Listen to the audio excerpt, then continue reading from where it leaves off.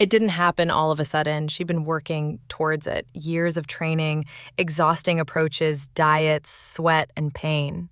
While others complained about the heavy dumbbells, she just smirked and took more. While others posted selfies, she transformed into a real machine. But strength isn't just about muscles. At some point, she gained something more. No one knows exactly how.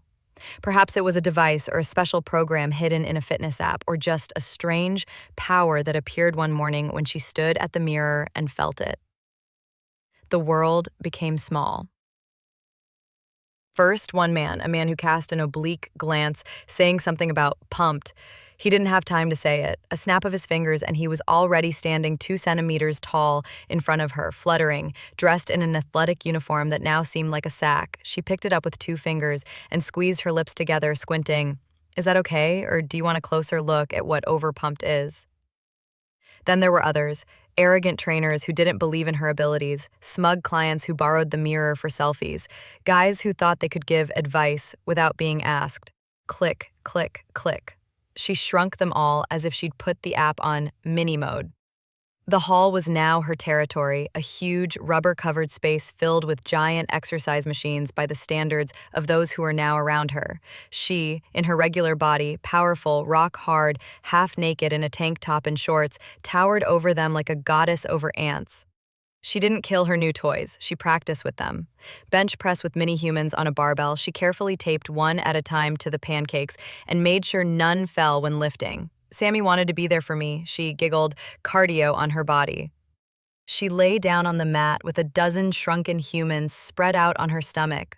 Running abs, 3 laps, she commanded. Each inhale breath was an earthquake for them. Group tourniquet.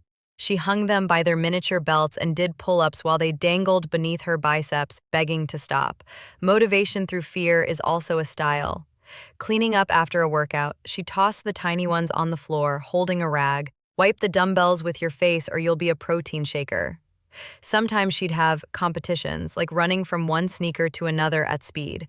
Winner gets life. Losers, she'd throw them in her pocket and call it drying the excess.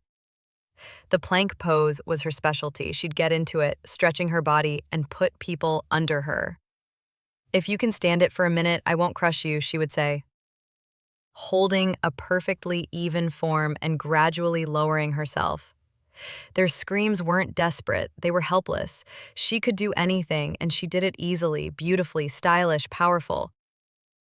Her muscles were mountains to them, her breath was a hurricane, her palm an absolute cage.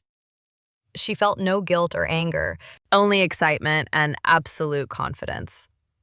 Sometimes, in the evenings, she would sit down in front of the mirror, place the tiny human on her shoulder and ask, "Tell me, how does it feel to be part of a body you once mocked?" He would shiver without saying a word.